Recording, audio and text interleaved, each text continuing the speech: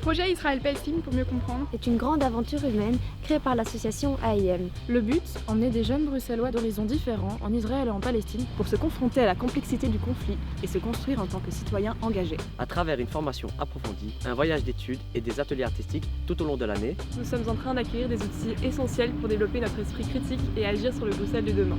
Avec notre caméra, nous allons sillonner Israël et la Palestine pendant 10 jours. À la rencontre de jeunes comme nous et d'acteurs de la société civile qui agissent en faveur de la paix. Salut, je m'appelle Léa, j'ai 17 ans, je suis au lycée Émile Jacquemin et je fais partie du projet Israël-Palestine pour mieux comprendre.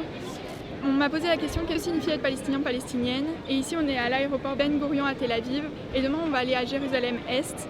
Et à ce moment-là, je pourrais peut-être essayer de répondre plus profondément à la question parce que pour l'instant j'ai aucune idée de réponse. Et c'est parti.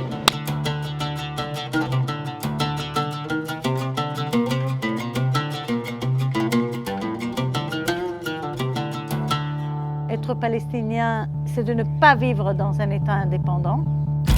Il n'y a pas un État moderne qui s'appelle la Palestine, ça n'existe pas. It's fine for us because we're the peaceful ones. We don't have guns, we don't have rockets, we're not the ones who's killing everybody around and asking for peace. Donc là, on vient de prendre 2 heures le car pour arriver dans un village pour aider à accueillir des olives. Avec l'association Rabbin pour les droits humains. On est dans un village en territoire palestinien. On va pouvoir aider des fermiers palestiniens à accueillir toutes les olives à temps.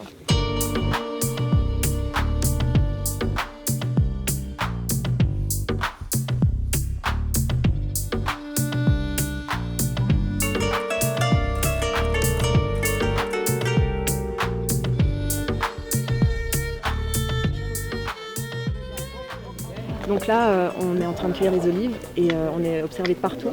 Et les soldats israéliens sont venus nous interpeller pour nous dire qu'on avait franchi une ligne qui n'est pas dessinée, évidemment. C'est eux qui l'ont décidé. Ouais, une ligne pour protéger les colons qui se sont installés derrière. Et donc là, il y a toute une dispute entre des agriculteurs palestiniens et des soldats israéliens. Tout se passe dans le calme, mais on sent quand même une tension. Il y a une tension, la tension monte très forte. Et on voit que les colons derrière, qui sont établis, nous regardent et que ce sont eux qui dirigent aussi ce qui se passe là. Ouais. Ils ont envoyé les drones. Ils ont envoyé un drone, on sent la pression de « on vous observe ». Les soldats israéliens ont 19 ans et pour eux c'est le quotidien. Ils font ça tous les jours et ça leur paraît normal. C'est leur job, on leur demande juste de respecter cette ligne. Oui, ils sont obligés d'appliquer les ordres, ils n'ont pas le choix. Et donc d'un côté, on a ce déchirement entre respecter les ordres et de l'autre, les gens qui font la quête aux olives et qui n'ont rien demandé à personne et qui sont on est en terre palestine, ouais. Et on leur demande de prendre 10 mètres sur leur territoire qui était déjà le leur à la base. Many times, many accidents happen here where, like, you know, they will attack you, they will hit you with some seriously injuries. You know, some people, like, they will attempt the hospital, they attempt care for 10 days or 15 days or more than that. Do they just stand there all day? They stand, they live there, they stay there. They're taking the land by force. So right now, we are the owner of this land, but we cannot even walk in this land. This morning we tried, they said, of course, they've been supported by the Israeli forces. So they're here to support them, not to support us. They're here to protect the settlers, not to protect us. So they will stop us. They stopped us from reaching out to our land or to our trees, or, you know, like to cut the olives from the trees. And this problem we've been suffering, like what I said, for the past 6 or 7 years. Every time we come here, clashes will happen. They will start shooting like live bullets or gas tear bombs. And in the end, of course, we are civilians. We have no guns, no weapons, no nothing. So we face them with, we're very peaceful. And this is our land. And we can't even walk inside that land. And the problem is not just here, it's all over Palestine. Anywhere you go, this story, it's been repeated itself everywhere. In every town, in every village, in every city. We hope one day that this problem would come to the end, or we could find a solution for it, but we have been suffering for the past 70 years. ففي كتير صعوبة أحياناً عشان نطلع فوق ونلقط الزيتون، بتعرضوا لنا بالضرب بالحجار وبحماية الجيش اللي هو جيش إسرائيل. مرات بحميهم هم، ما بحمينا إحنا، تحت مسمى إنهم هم بدهم يخففوا الاحتكاك. بس لابد من وجود احتكاك يعني وتصير مواجهات بيننا وبينهم يعني بالإحجار بالضرب وهيك. The Palestinians, I think, they don't beat people. They just want to explain their feelings. Because of this, I don't angry or something about this. And I think it's good that you're releasing them sometimes because this is real education. And when you have a good education, you can build the trust. Être palestinien, c'est être surveillé quoi que tu fasses. Donc, par exemple, ici, on est sur des terres palestiniennes et ils sont surveillés par là des colons, des drones, encore là, d'autres militaires. Et ils sont surveillés alors qu'ils font que récolter des olives. Donc là, on entend le drone à longueur de journée.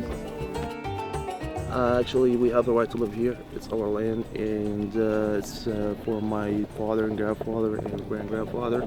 They all live here, and we have the right to live here. And they are come like for 5 or 6 years ago. They are attacking us and try to take the land from us. It's not a good thing to do this. And we have to live. We want to live in peace, and we want to live with each other.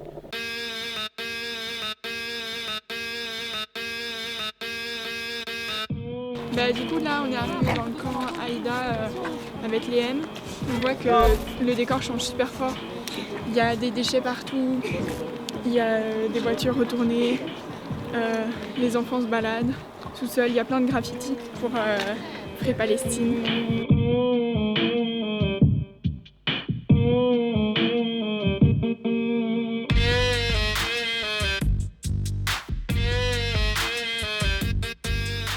Frontières, partout dans le monde, c'est ouvert, c'est simple à passer. Mais ici, c'est un mur. Les gens ici, c'est comme ils sont en prison.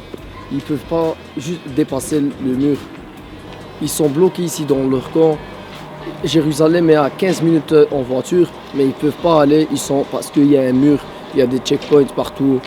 Et ils sont bloqués ici, dans un camp de réfugiés, dans leur propre pays.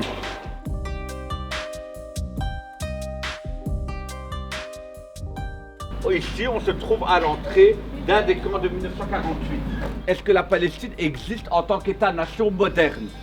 Non. Donc, il n'y a pas d'État palestinien. Il y avait ce qu'on appelle une région qui s'appelait la Palestine avant la création de l'État d'Israël. Donc, ces gens-là sont attachés à la Palestine mandataire. La Cisjordanie, Gaza et Jérusalem-Est ne forment pas une entité reconnue par le monde et ne forment pas un État palestinien. Je n'ai pas dit qu'il n'y avait pas de peuple palestinien, mais il n'y a pas un État moderne qui s'appelle la Palestine, ça n'existe pas. Donc, si tu veux, c'est des apatrides, donc on appelle ça les réfugiés de Palestine, sous-entendu Palestine mandataire, donc sous le mandat britannique. S'il y avait un État, vous aurez dit oui, ils sont réfugiés palestiniens, parce qu'ils se réfèrent à un État, ils avaient un État de référence. Quand les Syriens ont quitté leur pays, ils sont devenus des réfugiés syriens. Parce qu'ils se réfèrent à leur État, alors que dans notre cas, nous, il n'y a pas d'État. Il n'y a jamais eu d'État palestinien moderne. Donc il ne peut pas avoir de réfugiés palestiniens. C'est pour ça qu'on dit les réfugiés de Palestine. Il ne faut pas oublier que tu n'es pas réfugié, normalement 3 générations. Tu dois être réfugié. Normalement, on aurait dû à un moment leur donner la possibilité de construire. Mais le provisoire est devenu un peu définitif. Donc c'est pas, vous allez rentrer dans le camp, il n'y a pas de plan urbanistique. Il y a des maisons, mais elles sont encaquées les unes sur les autres.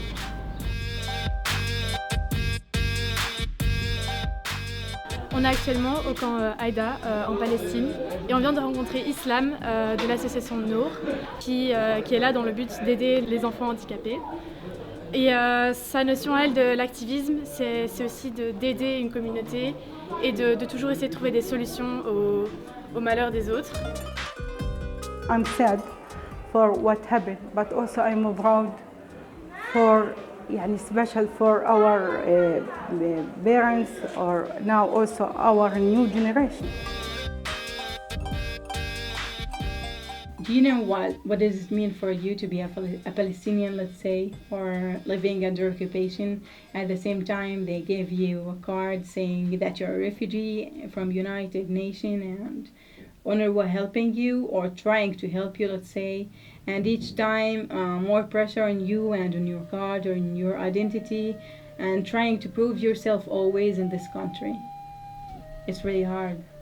Also, we're trying to prove ourselves, you know, even we're alive, and 4 generations is still alive till now, but it's like, I don't know how to say it for you, but this is the situation. So it's very hard. It's just always trying to prove yourself to people, trying to give your identity to everybody around you, as you're not here, but you're here.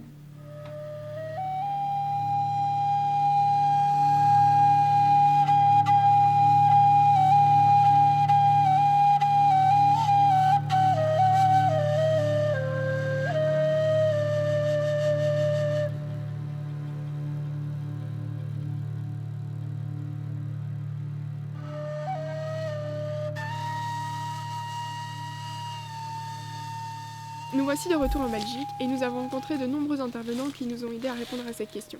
Il y a probablement autant de réponses à cette question que de Palestiniens, Palestiniennes.